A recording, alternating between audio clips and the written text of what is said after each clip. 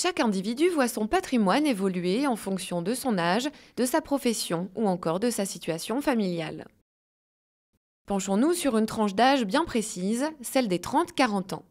Nouvel emploi, installation en couple, c'est le temps des premiers placements et de la constitution de son patrimoine.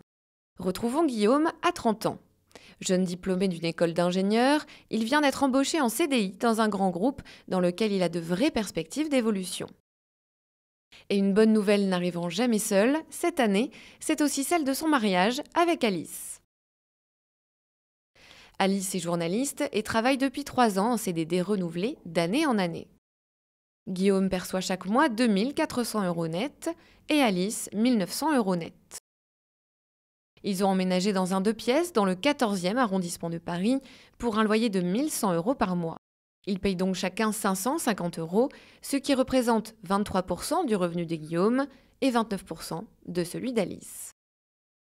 Guillaume a établi un budget mensuel en fonction de leur poste de dépenses.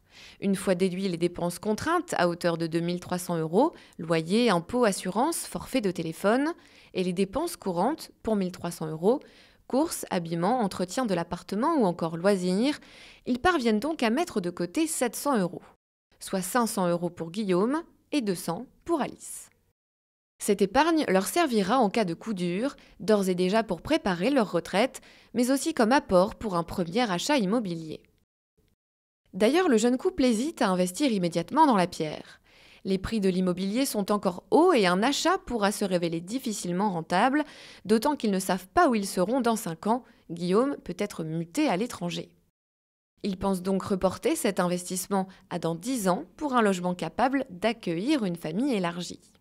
En attendant, Guillaume a ouvert un PEA qu'il ne touchera pas avant 8 ans, étalant ainsi le risque sur une longue période et s'assurant un retrait défiscalisé le moment venu. Il a également souscrit à une assurance vie sur laquelle il fait des versements mensuels. Cela complétera le revenu à la retraite et il pourra réaliser des rachats partiels pour leur achat immobilier. Alice, avec une capacité d'épargne moindre, a opté pour un livret A qui lui garantit un taux fixe net d'impôt. Mais elle a également ouvert un PEL, un plan d'épargne logement, où elle verse tous les mois les 45 € minimum. Cela leur garantit un emprunt à taux plafonné le jour où ils décideront à acheter un appartement. Mais revenons à Guillaume.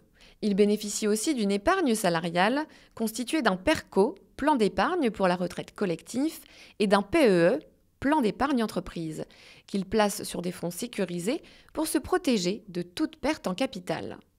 Sur son PERCO, Guillaume verse 0,5% de son salaire tous les mois, que son entreprise abonde à 300%.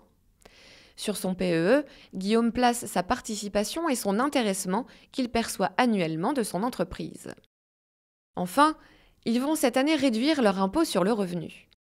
En effet, maintenant qu'ils sont mariés, ils seront imposés sur la base d'un revenu commun et bénéficieront de 2 parts. Compte tenu de l'écart grandissant entre leurs revenus, ils seront gagnants.